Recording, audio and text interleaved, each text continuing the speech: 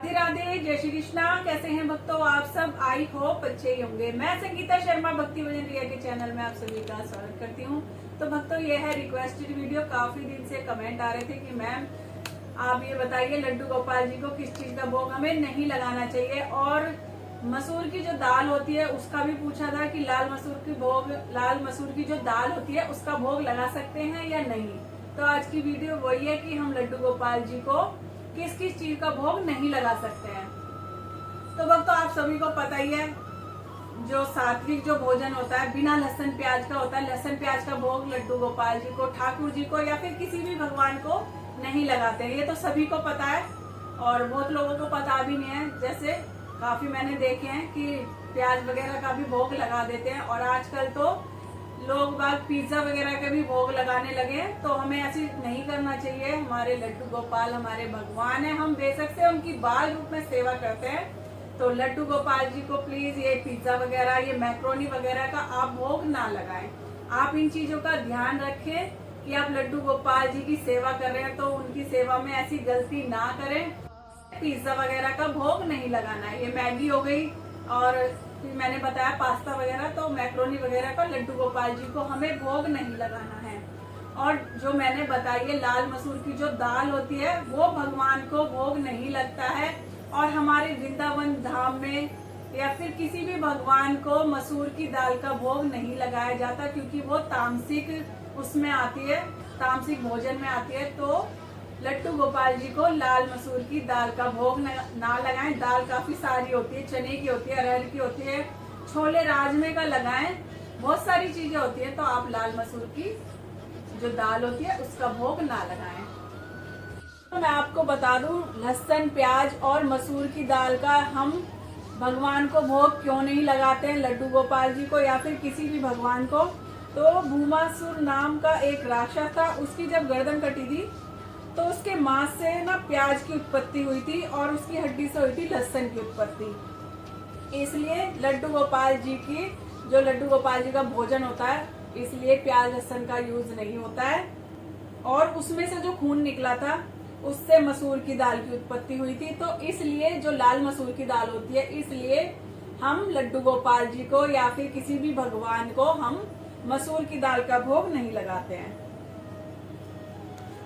इसीलिए शास्त्रों में लिखा है कि लाल मसूर की जो दाल होती है उसका भोग नहीं लगता है। स्पेशल मैं बार बार बता रही हूँ, क्योंकि मेरे पास कमेंट आया था कि मैम हम लड्डू गोपाल जी को मसूर की दाल का भोग लगा सकते हैं या नहीं लगा सकते।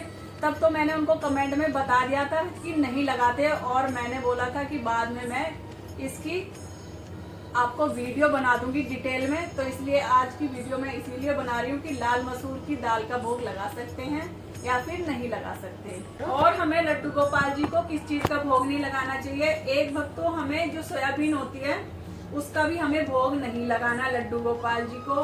मशरूम का भोग हमें नहीं लगाना है लड्डू गोपाल जी को। मैं आपको बता रही हूँ किस किस चीज का लड्डू गोपाल जी को भोग नहीं लगाना है। बहुत सारी चीजें हैं, आप किसी भी चीज का भोग लगा सकते हो। मिठाइयाँ हैं, मिठाइयाँ काफी सारी हैं, बर्फी हो गई और रसगुल्ले हो गए, काफी सारी चीजें। और मिठाई में भी आपको ध्यान रखना है, जो बर्फ लगता है ना, व्हाइट व्हाइट जो बर्फियों पे लगता है, तो वो भगवान को भोग नहीं लगाया जाता है। तो आप वो वाली मिठाई का भोग ना लगाएं जिसपे व्हाइट बर्फ, उसको बर्फ बोलते हैं, मैं तो बर्फ ही बोलती हूँ, और आप पता नहीं क्या बोलते हैं, उसको बोलते हैं व्हाइट। उस वाली सिल्वर लगा रहता है ना, तो उसका भोग हमें नहीं लगाना है लड्डू गोपाल जी को। और हमें चाय कॉफी का भोग नहीं लगाना है लड्डू गोपाल जी को, क्योंकि लड्डू गोपाल जी को चाय का और कॉफी का भोग नहीं लगाया जाता।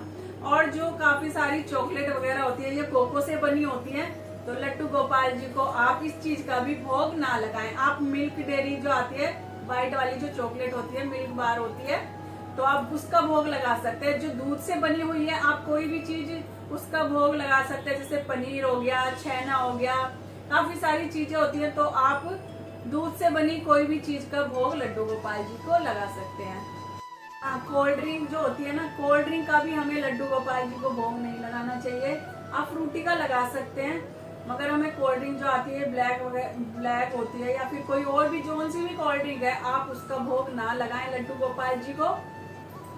और हमें जो रात का जो भोजन होता है, कई बार सब्जी बच जाती है या फिर आटा बच गया है, लड्डू गोपाल जी को कभी बासे जो खाना होता है उसका भोग ना लगाएं।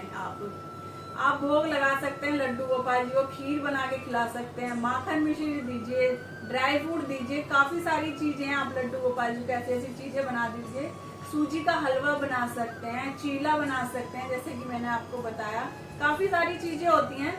तो जो मैंने आपको चीजें बताई हैं लड्डू गोपाल जी को किन किन चीजों का भोग नहीं लगाना, तो आप इन चीजों का भोग लड्डू गोपाल जी को ना लगाएं। और बिस्किट में भी मेरे से पूछा था, तो मैं पार्ले जी के बिस्कुट का भोग लगा देती हूँ, एक कोकोनट के आते हैं उसका भोग लगा देती हूँ। या फिर आप बाहर से कोई भी चीज ला रहे हैं तो आप एक बार देख लें उसमें क्या क्या चीज डली हुई है, हम लड्डू गोपाल जी को भोग लगा सकते हैं या फिर नहीं लगा सकते। और हो सके तो लड्डू गोपाल जी को अपने हाथों से ही बना के खिलाइए, वो ज्यादा अच्छा है। अगर मजबूरी है तो कोई नहीं, आप बाहर से ला सकते हैं, मगर वो सात्विकी होनी चाहिए। आप एक बार अगर कोई पाउच वाली चीज ला रहे हैं, नमकीन वगैरह भी ला रहे हैं, तो आप एक बार पढ़ जरूर लें। ठीक है जी, तो भक्तों यही है आज की वीडियो को मैं यहीं पे एंड करूंगी। अगर आपको मेरी ये वीडियो पसंद आए तो प्लीज लाइक करें, सब्सक्राइब करें और शेयर करना ना भूलें। राधे राधे, जय श्री कृष्णा। मिलेंगे आपसे दूसरी वीडियो में। और भक्तों मेरी इंस्टाग्राम पे भी आईडी है, तो आप मेरे को वहाँ पे जाके भी फॉलो कर सकते हैं। वहाँ पे मैं लड्डू गोपाल जी की, राधा रानी की वीडियो डालती हूँ, अगर अच्छी लगे तो फॉलो कर लेना।